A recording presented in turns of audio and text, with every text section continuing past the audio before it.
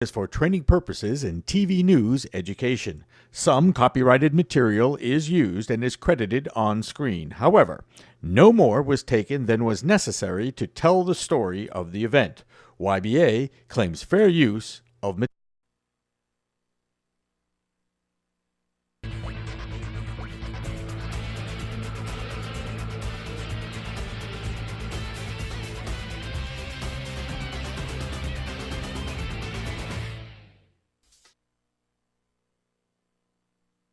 We're here with Jason Siegel and John Hand. Today we're going to be discussing college basketball, NFL free agency, and whatnot, and of course WBC brawl, obviously. But right now we're going to start with college basketball conference tournament preview. Obviously, the Power Six conferences is probably, with all the wide openness of college basketball this season, we could be seeing a lot of upsets. So we'll start out with the ACC. The favorite, in my opinion, is Duke. The Blue Devils get Ryan Kelly back. They're possibly the best team in the country right now. They've won, I believe, 5 or 6 straight.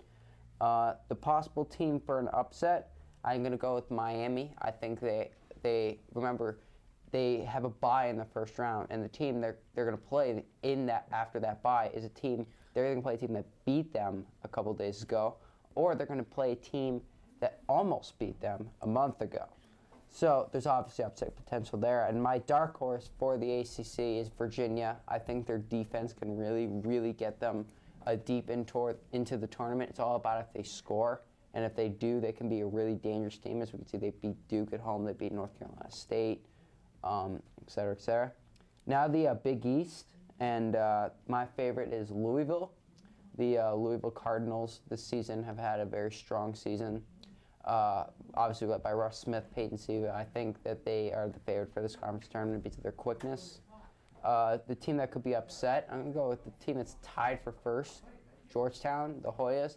I think they are a defensive team, which is a plus in some way, but it's also a bonus that they don't score. And my dark horse finally, the Notre Dame Fighting Irish. And so now you guys, the first 2 picks, you guys agree or disagree? Well, certainly I agree with Duke and Miami. Duke is 8th in points per game with 78.4. They are 16th in the nation in field goal percentage, shooting .479, and they're 50th in assists per game with 14.8. So they share the ball. My dark horse is North Carolina. Despite getting blown out by Duke last night, they did win, I believe, 5 of 6 before then. They're 17th in points per game with 77. They rebound the basketball 13th in the country with 39.5, and 3rd in the country in assists with, I believe, 17.5, again showing that they share the ball. Yeah, I agree with you guys. North Carolina didn't have a good night last night, but it's still a good team. They've got a good tradition. Roy Williams is a great coach over there. But my dark horse, which disagrees with you two guys, is NC State. I think this is a good team who could maybe do some damage in the ACC. They have plenty of talent. They've got a lot of talent. They've had a few upsets this year. So we'll see what they do in the ACC tournament and in the NCAA tournament. Yeah, certainly. And for the Big East, I agree with Louisville. They are 46th in points per game, 73.5. Just 2 explosive guards in Peyton Siva and Russ Smith. And Gorgui Dieng, down low, can certainly do some damage.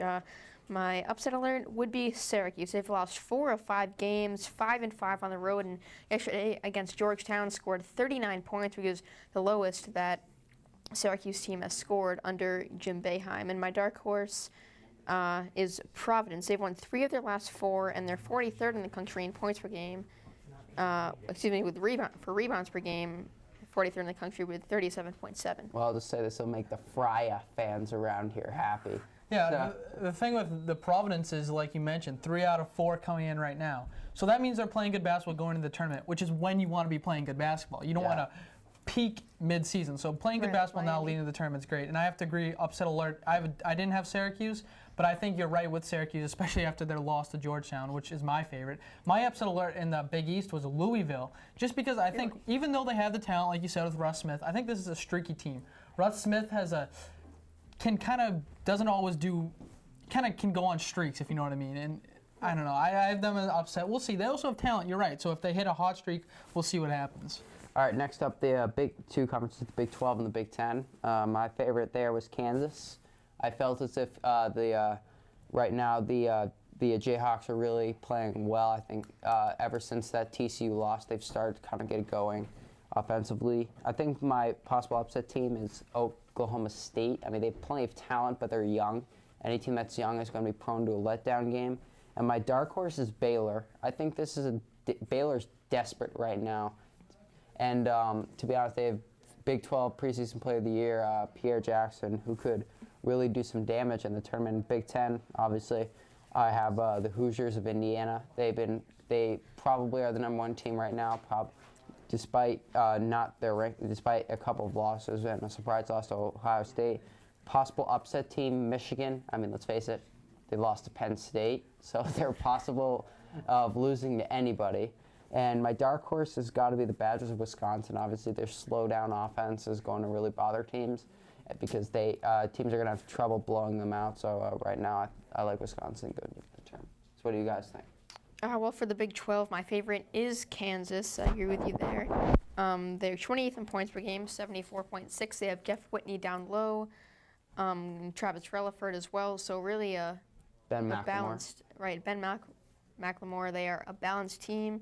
Upset alert is Kansas State. They're 115th in the country in points per game with 69.6 and 144th in rebounds per game with 35.2. So that might be an issue. And my dark horse is Iowa State. They lost to Kansas twice. Both games that they lost were in overtime. They are 4th in the nation in points per game with 80.1 and also 14th in assists per game. So they share the ball. And have 35.9 rebounds per game. Yeah, that's an interesting dark horse there. I like that. But for the Big 12, my favorite is Kansas. I agree with you guys. How can you go against Kansas right now? The 4th in the country. And since they had that little hiccup mid-season with that 4 straight losses, they have rebounded. They only have like 1 loss, I think, since then. So they're doing pretty well right now. My dark horse is Oklahoma State. There's a ton of talent on that team. They are young, as you mentioned. But if they're able to just play well, rely on their talent, they could make a run, I think, in the tournament. And my upset alert is Oklahoma. They had a tough loss to TCU this year. They're not playing good basketball right now. So my upset alert will be Oklahoma. Yeah, and in the Big 10, favorite, again, Indiana. And I agree with Nick in terms of the upset being Michigan. They're 500 on the road, and they're 115th in the nation in rebounds per game, 35.2. And just like John mentioned with Louisville, this is a team that can be kind of streaky, but I think on the road they really have struggled this year. As I mentioned, a 5-5 record. My dark horse is Iowa. They're 15th in rebounds per game with 39.5 and 20th in assists per game with 15.3. They're 500, 9-9 in the Big 10, but this is arguably the best conference in college basketball. So if Iowa matches up with Michigan, Iowa, again, a team that rebounds a lot more than Michigan, I might have to go with the Hawkeyes. Rebounds equals points, and I think that's a great point you bring up. I think my favorite, Indiana, I think they're going to go deep into this tournament. This is a good team. They've been #1. They've been beaten down, but they've come back, and they've gotten back to the #1. They're #2 right now, playing Michigan right now as we speak, and coincidentally, my upset alert is Michigan. So, I mean, if they upset Indiana, that changes things up a bit. But I think Michigan, as we've kind of been a reoccurring theme throughout today's topic, is peaking too early. And I think this Michigan team peaked too early.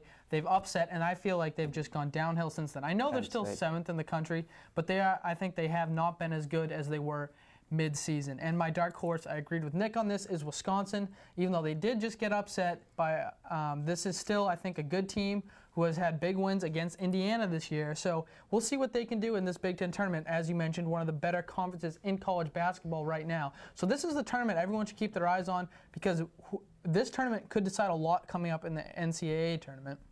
All right. Also, don't forget on Michigan State, a team that's kind of been under the radar this season, but it's had a strong year.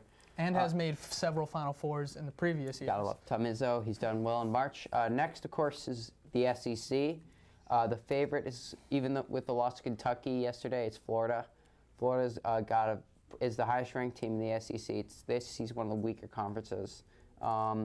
It's got a very strong rebounding group. They can really shoot the ball.